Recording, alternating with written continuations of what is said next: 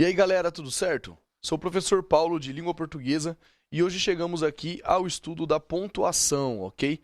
Quando podemos usar, quando não podemos usar, em que situação uso a vírgula, quando uso dois pontos, quando uso travessão, enfim, certo? Normalmente, né, dentro do estudo aí dos sinais de pontuação, o que costuma trazer mais dúvida para o usuário da nossa língua portuguesa, para o vestibulando, para o concurseiro, é o uso da vírgula, certo? Veremos tudo isso hoje aqui nessa nossa aula, ok? Bom, definição, gente. Para que serve a pontuação? O que é a pontuação? Quando nós nos comunicamos através da língua falada, a comunicação é muito mais facilitada, né? Estou conversando com a pessoa, ela está me vendo, está me ouvindo, eu gesticulo, eu tenho expressões faciais, eu tenho os gestos, eu tenho entonação de voz.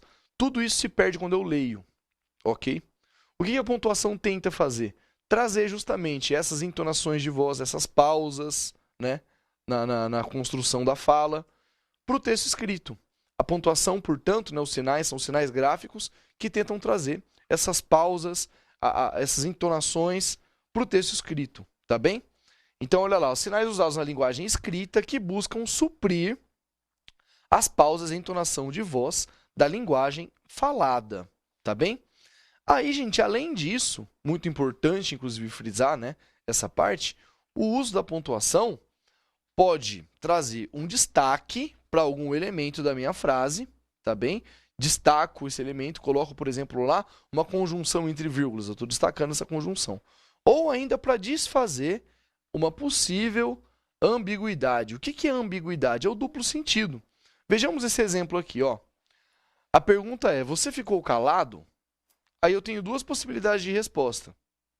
Usando vírgula, o sentido muda completamente do que não usando. Olha só, a pergunta: você ficou calado? A resposta: não pedi ajuda, sem vírgula. Ou seja, você ficou calado? Se eu respondo não pedi ajuda, o que isso dá a entender? Que eu fiquei calado, né? Não falei nada, não pedi ajuda. Agora, você ficou calado? Não, vírgula, pedi ajuda. E nessa construção, o que aconteceu? Ele ficou calado? Não ficou calado. Ele pediu ajuda. Veja que a diferença básica é a seguinte. Esse não com a vírgula responde a pergunta. Você ficou calado? Não, vírgula. Não fiquei calado. Já o não sem a vírgula, não pedi ajuda, o não está falando do verbo lá, da pergunta, né? Do ficar, do estar ou não estar calado. O não aqui está se voltando ao pedir, não pedir ajuda. A vírgula é que demonstra para a gente, né? Esse tipo de construção. O uso aqui ou não da pontuação pode trazer, portanto, ambiguidade ao meu texto, ok? Bom, vírgulas é o primeiro elemento de pontuação que a gente analisa. Pequena pausa dentro do período, isso é uma vírgula, ok? Inclusive, quando a gente está lendo, né, devo parar ali naquele momento. Não se separam termos dependentes dentro da oração. Então, a gente vai ver primeiro quando não usar vírgula, gente. Não uso vírgula, nunca, jamais, para separar termos dependentes. O que são termos dependentes? Que tem estreita dependência, estreita relação dentro da oração. Por exemplo, eu não separo sujeito de verbo. Não posso. Vejamos, todos nós assistimos ao espetáculo. Tá certo isso? Não tá. Não é possível colocar vírgula aqui. Todos nós assistimos ao espetáculo, sem vírgula. Por quê? Quem é o verbo de assistir aqui? Quem assistimos ao espetáculo? Todos nós. Não separa o sujeito de verbo por vírgula. Todos nós assistimos ao espetáculo, sem vírgula alguma. Verbo de complemento agora, ó. O verbo e o complemento verbal. O objeto direto que vier depois dele, o objeto indireto que vier depois dele. Não posso separar por vírgula. Vejamos o exemplo. O vizinho tomou o chá de sumiço. Não posso colocar essa vírgula aqui, tá errada. Desvia a norma culta. O vizinho tomou o quê? Chá de sumiço, sem pausa, sem vírgula, ok? O vizinho tomou o chá de sumiço. Sem vírgula entre verbo e complemento verbal. No caso aqui, o verbo tomar e o objeto direto dele, chá de sumiço, certo? Não podemos também separar por vírgula, já que não podemos separar termos dependentes, não podemos também separar o nome do seu adjunto adnominal, que é o que caracteriza, o que determina o sentido desse nome. Por exemplo, as manhãs de sol eram mais belas com você. As manhãs, vírgula, de sol? Não, porque de sol caracteriza manhãs, certo? Então, as manhãs de sol eram mais belas com você. Não posso pôr vírgula aqui em lugar algum, certo? As manhãs de sol adjunto adnominal de manhãs, não pode ser separado por vírgula. Ainda não podemos separar o nome do complemento nominal, certo? O complemento nominal sempre é preposicionado, não se esqueçam, hein? Vejamos, ó. Eles falam da defesa da moral como se fossem morais. Percebam, da defesa e da moral, não é que eles falam da moral, eles falam da defesa disso, da defesa da moral. Então, eu não posso colocar vírgula aqui. Se eu estivesse falando de dois complementos verbais, eles falam da defesa, da moral e da justiça, aí estaria certa a vírgula. Por que eu não posso ter vírgula aqui, pessoal? Porque eles falam da defesa. Daí eu pergunto, a defesa do quê? A defesa da moral. Complemento nominal de defesa. Não posso separar por vírgula nome e complemento nominal, ok? Eles falam da defesa da moral como se fossem morais, sem vírgula alguma ali, portanto. Ainda não podemos separar por vírgula a oração principal da oração subordinada substantiva. A oração subordinada substantiva é aquela que pode ser substituída por isso, né? Ela tem uma carga nominal substantiva. Vejamos. Eu quero que venhas sem fantasia. Eu quero o quê? Eu quero isso. Tiro daqui essa vírgula, não pode. A relação é direta. Eu quero oração principal. Que venha sem fantasia. Oração subordinada substantiva. Nesse caso, objetiva direta. E é por isso, inclusive, que ela não pode vir aqui vir separada por vírgula, né? Não posso separar o verbo do objeto direto, do complemento, por vírgula. Ok? Bom, se nós não podemos separar o que a gente viu por enquanto, os termos que têm dependência sintática direta na oração, portanto, sujeito e verbo, verbo e complemento, nome e adjunta de nominal, nome e complemento nominal, oração principal e oração subordinada, eu posso separar, portanto, os termos que são independentes, os termos que não têm essa dependência direta, certo? Dentro da oração. Então, eu posso separar termos de mesma função sintática, que se coordenam, portanto, entre si. Vejamos. Eles gostam de quê? De futebol, vírgula, certinho. De samba e de carnaval. Vejam que eu tenho 3 complementos para um mesmo verbo, né? Eles gostam de quê? 3 objetos indiretos. De futebol, vírgula. De samba, vírgula e de carnaval? Não. Nesse caso não, porque eu coloquei o e aqui, certo? Então, e de carnaval, sem vírgula alguma. Posso separar termos de mesma função sintática. Se eu tivesse uma sequência de sujeitos, André, Marcos e Fernanda foram ao teatro. Todos os termos têm a mesma função sintática. Todos eles são sujeitos. André, Marcos e Fernanda. Separo por vírgula. André, vírgula. Marcos e Fernanda. Termos de mesma função sintática, eu tenho uma sequência de objetos separados por vírgula. Uma sequência de sujeitos separados por vírgula. Ok? Orações coordenadas sindéticas e assindéticas. As sindéticas são as que têm conjunção, as assindéticas não têm, né? Primeiro exemplo aqui, o nome de um disco, de um CD, né? Da banda carioca Planet Hemp. Os cães ladram, mas a caravana não para. Os cães ladram, primeira oração. Segunda oração, que é oração coordenada sindética adversativa. Mas a caravana não para. Essa ideia de adversidade pode ser separada, portanto, aqui por vírgula. Ou agora nas orações assindéticas. 3 orações assindéticas sem as conjunções. Vejamos. Vim, vi, venci. Frase atribuída ao Júlio César, certo? Vim, vi, venci. 3 orações assindéticas, separa as 3 por vírgula, ok? Aposto explicativo também vem separado, né? Intercalado ali por vírgulas, ó. O irmão, estudante de engenharia, estudava o dia todo. Professor, o aposto explicativo aqui no caso, estudante de engenharia, vem entre vírgulas bonitinho. Ele poderia vir antes? Sim. Eu poderia começar, né? O termo, a frase, perdão, com o aposto explicativo. Estudante de engenharia, vírgula. O irmão estudava o dia todo. Estudante de engenharia, aposto explicativo de irmão. Ok? Separadinho por vírgulas. Nesse caso, vejam que ele poderia ser também separado por travessão. Como a gente vai ver depois que o travessão pode trazer, né, uma explicação, certo? Oração subordinada adjetiva explicativa. É aquela que vem entre vírgulas e retoma o nome da oração principal. Vejamos. Os homens que sofrem na terra esperam a redenção. É uma explicação, né, sobre os homens. Todos os homens sofrem na terra e todos os homens esperam a redenção. De acordo com essa frase. Os homens que sofrem na terra, todos eles, esperam a redenção. Vírgula aqui, vírgula aqui. Pleonasmo, polissíndeto. O que é o polissíndeto? Repetição de uma mesma conjunção no meu período. Vejamos. E canta, e corre, e sua, e pula. Professor, mas isso não seria um desvio, norma culta? Na verdade, trata-se de uma figura de estilo, né? Que é utilizada aqui, essa figura de linguagem, o polissíneto, para reiterar uma ideia, né? Para ter realmente essa ideia de repetição. Daí o caso do pleonasmo, inclusive, né? Repetição desnecessária de uma ideia. Para isso ficar realmente, né, com maior contundência na construção de sentido do meu texto, ok? Então, e canta, vírgula, e corre, vírgula, e sua, vírgula, e pula, vírgula. Tenho polissíndrito, tenho repetição de conjunções, uso as vírgulas. O vocativo, gente, sempre vem separado por pontuação. Nem sempre por vírgula, pode ser até por um ponto de exclamação, pode ser por um travessão, certo? Vejam, amiguinhos, como é fácil usar as vírgulas. O que seria o vocativo? O vocativo é o chamamento, é a interpelação. Nesse caso aqui, amiguinhos, separadinho por vírgula, vírgula antes, vírgula depois desse. Se ele estivesse no início da frase, só vírgula depois, né? Amiguinhos, vírgula. Vejam como é fácil usar as vírgulas. Ou se estivesse no fim, somente antes dele. Vejam como é fácil usar as vírgulas, vírgula, amiguinhos, ok? Orações intercaladas. Normalmente as orações intercaladas, né, a gente costuma ver em exercício, a oração intercalada com o verbo de elocução. Disse, perguntou, redarguiu, respondeu, gritou, enfim.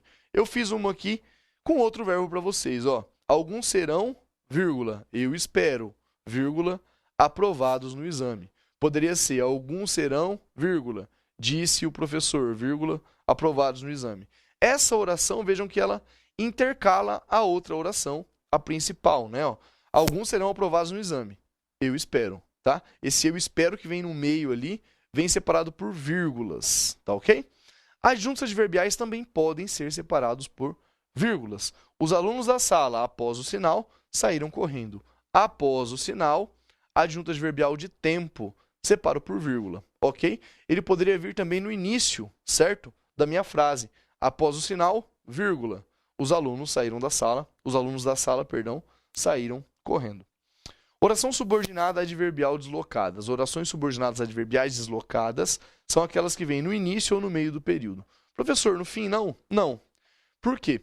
A ordem direta da língua portuguesa, sujeito, verbo, complemento e o adjunto adverbial, ele é solto, tá bem?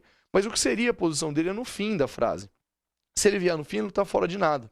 Se ele estiver no início ou no meio da minha frase, aí sim eu tenho que obrigatoriamente separá-lo por vírgula. Vejamos, ó. Ao ligar para ela, vírgula, ouvi a batida do carro. Ao ligar para ela é uma oração subordinada adverbial temporal, que está aqui no início da minha frase, por isso deslocada. Vejamos a próxima. Sempre ouço, apesar dos vizinhos se queixarem, música alta. Então, apesar da queixa deles, né, apesar de os vizinhos se queixarem, eu sempre ouço música alta. Essa oração aqui no meio é uma oração subordinada adverbial concessiva. Partículas ou expressões explicativas, por exemplo, isto é, ou seja, sempre separado por vírgula, né? Todos queriam partir, isto é, disseram que queriam, certo? Isto é, ou seja, por exemplo, separo por vírgula. Zeugma e elipse. O que é elipse? É a supressão de um termo da minha frase, né?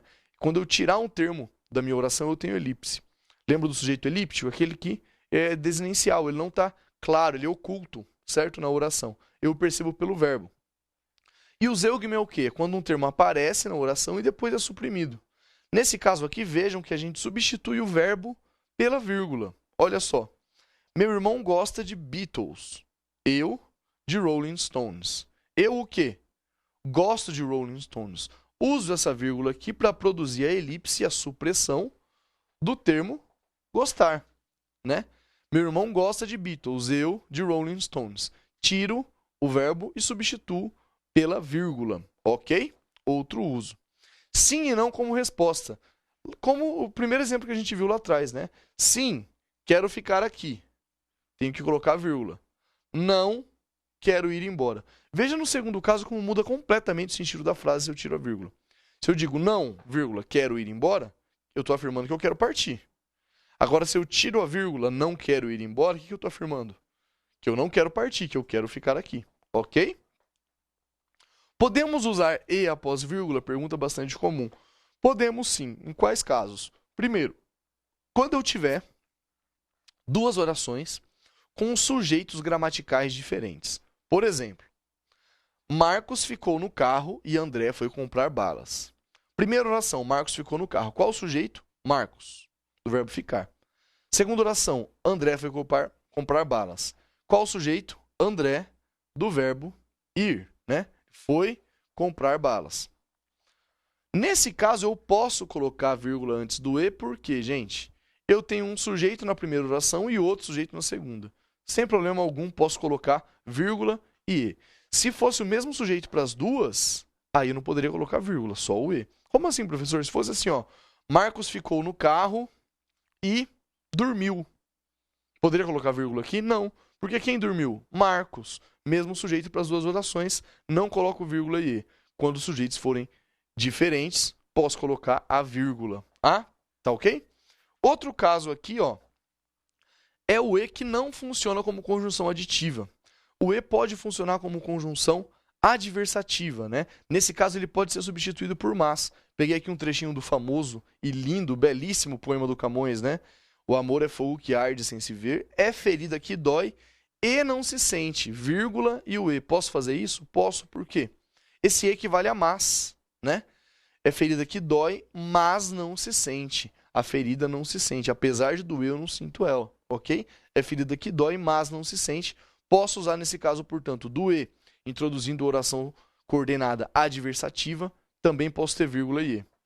E pula, e canta, e gira, e cai. Outro caso é o do pleonasmo que a gente já tinha visto anteriormente, né? Olha só, eu tenho aqui vírgula e, sem problema algum.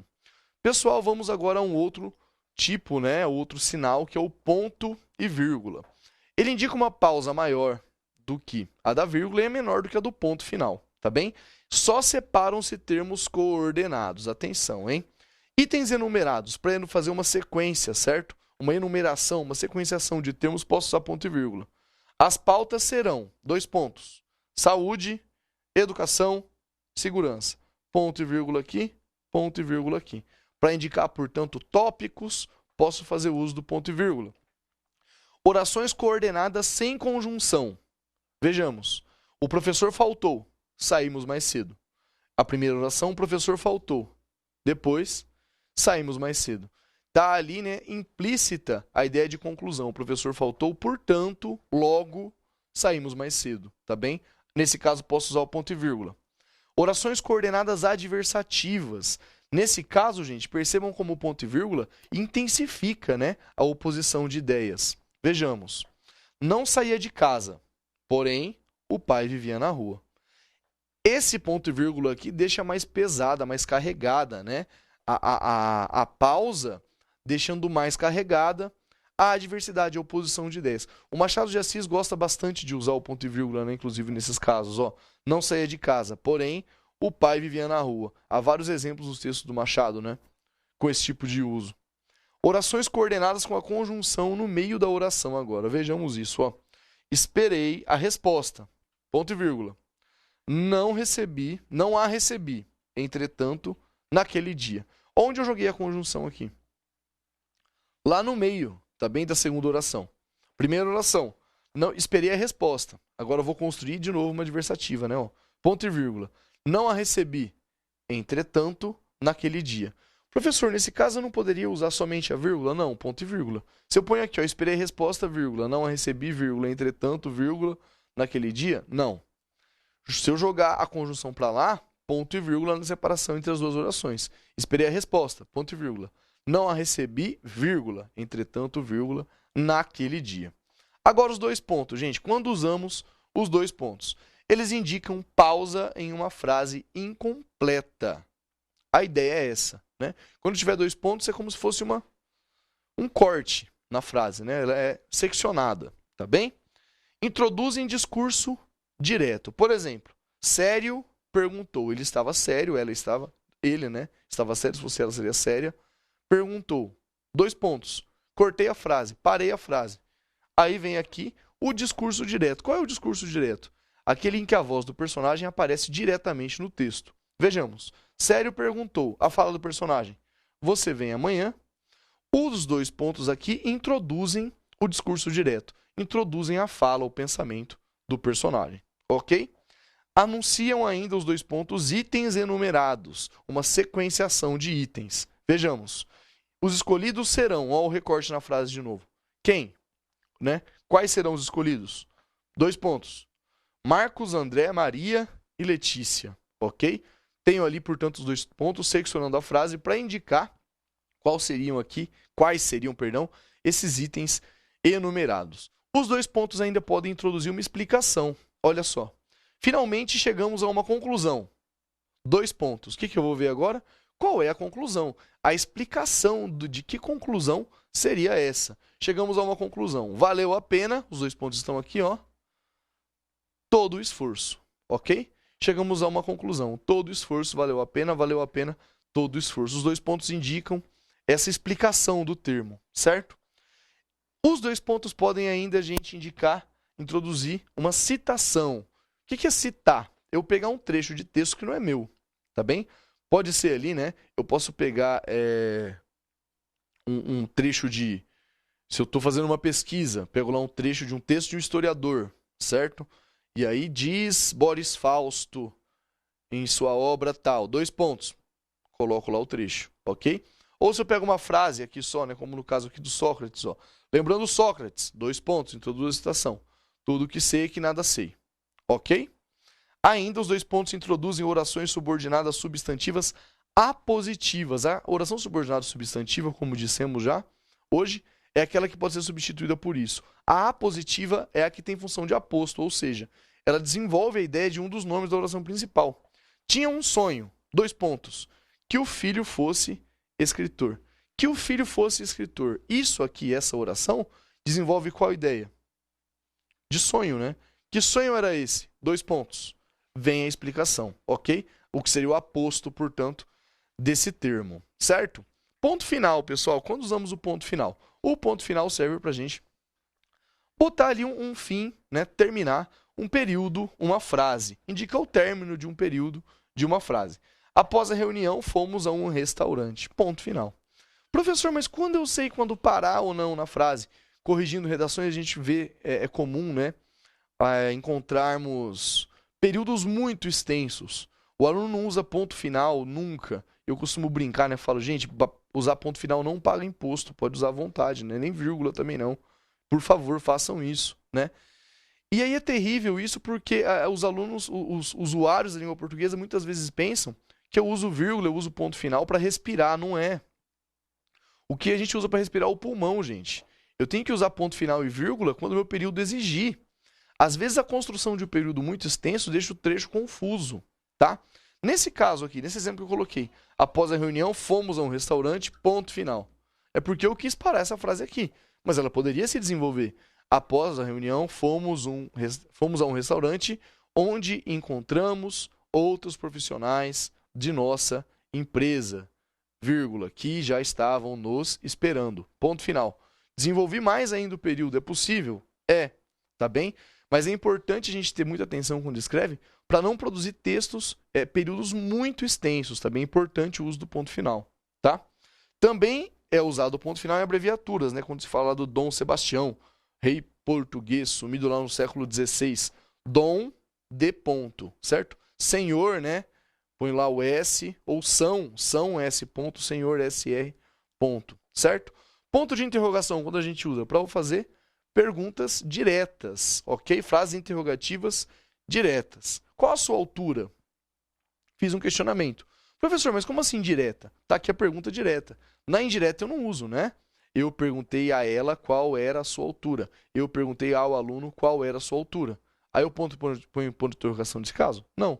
A menos que eu queira saber se eu perguntei, né? Eu perguntei a ela qual era a sua altura? Não sei se perguntei ou não.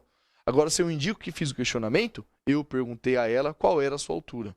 Ponto final, ok? Essa é indireta. E esse caso aqui é uma espécie de pergunta retórica, né? Também uso o ponto de interrogação. Todos brigavam pela vaga. Afinal, quem não quer morar na praia, né? Essa pergunta já tem uma resposta esperada aqui, pelo jeito, né? Quem não quer morar na praia? Todo mundo quer morar na praia, certo?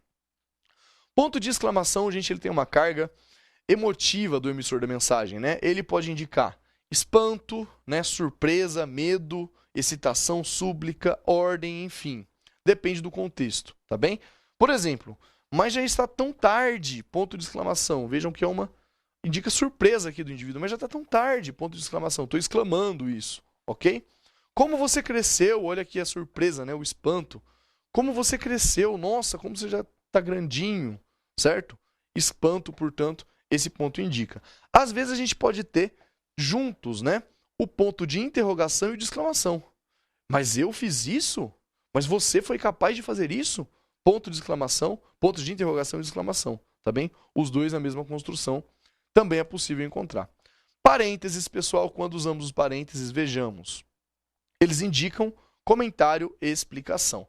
E aí, gente, o nome de cada um deles é parêntese, tá bem? E o plural parênteses. Todos os homens, vejamos, não me perguntem o porquê, sentem essa necessidade. Qual que é a frase aqui? Todos os homens sentem essa necessidade. Tem uma explicação no meio, um comentário no meio aqui, na verdade, né? Mas um comentário com uma explicação. Ó. Todos os homens, não me perguntem o porquê, sentem essa necessidade. É um comentário que eu insiro no meio da minha frase, separado ali pelos parênteses. Fernando Pessoa, indicando aqui nesse caso, olha só, como se fosse uma explicação aqui de nascimento, né? Data de nascimento e de morte. 1888 e 1935 é o maior nome do modernismo português, ok? Reticências. Quando usamos as reticências, né? Os famosos 3 pontinhos. Indicam uma supressão de pensamento, né? Uma pausa, um corte. Uma interrupção da ideia, deixando a mensagem por vezes incompleta, subjetiva. Quando eu quero deixar o meu texto, né, para o leitor colocar as informações ali, deixar uma lacuna, eu costumo utilizar as reticências. Quando eu quero reproduzir o pensamento de um personagem que estava ali, né, hesitando, não sabia muito bem o que dizia, eu vou usando as reticências também. Não sei como assim, reticências entre esses termos, ok? Aquele tempo do ginásio, né, como se fosse aqui um texto memorialista, e continuam aqui as reticências deixando isso em aberto, ó.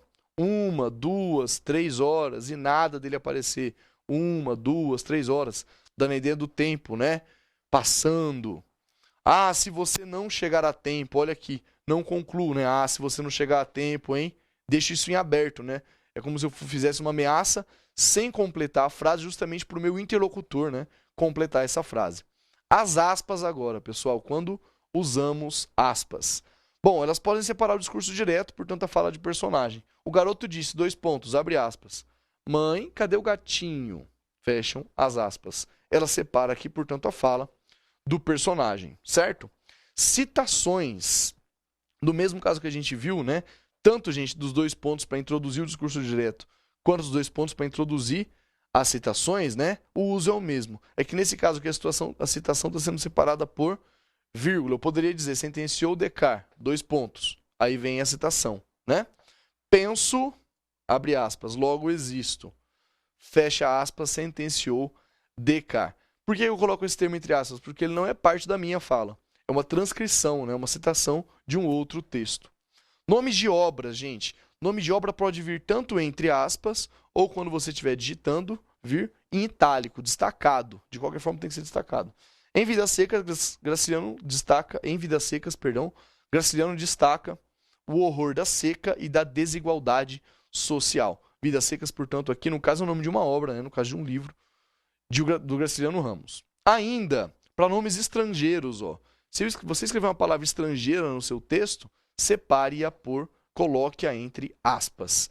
Mesmo caso, se você estiver digitando, você pode colocá-la simplesmente em itálico ali, dando destaque, né? E atenção, hein, gente? Às vezes, quando o texto todo está em itálico, como é o caso aqui mesmo, né, dos nossos exemplos, para destacar, eu tiro o itálico daquela palavra, né?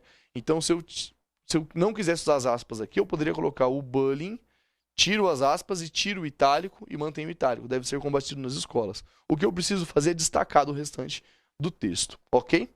Expressões irônicas também podem ser indicadas aqui. Eu quero destacar, né, uma palavra, quero chamar a atenção daquela palavra, para aquela palavra. Daí eu coloco entre aspas. Olha só, quem foi o gênio que deixou o copo aqui, né? Provavelmente alguém deixou o copo no chão aí, chutaram quem foi o gênio que deixou o copo nesse lugar. Esse gênio aqui é irônico, né? Na verdade é quem foi o desatento, né? Quem fez a bobagem, a besteira de deixar o copo nesse lugar. Usamos, nesse caso, as aspas. Travessão. Início de discurso direto a gente pode indicar por travessão. Qual a sua altura? pouca. Qual a sua altura? É uma fala. Pouca é outra fala, ok? Explicação também pode ser separada pelo travessão. Vejamos, passamos por ela, impassível pelo corredor. Impassível demonstra o estado em que ela estava, né? Passamos por ela, impassível, ela estava impassível pelo corredor, certo? Podemos, portanto, separar até orações subordinadas adjetivas explicativas por travessão, né? Aposto explicativo por travessão também, ok? Bom, pessoal, ficamos por aqui com os nossos estudos aí dos sinais, né, de pontuação. Até a próxima, valeu!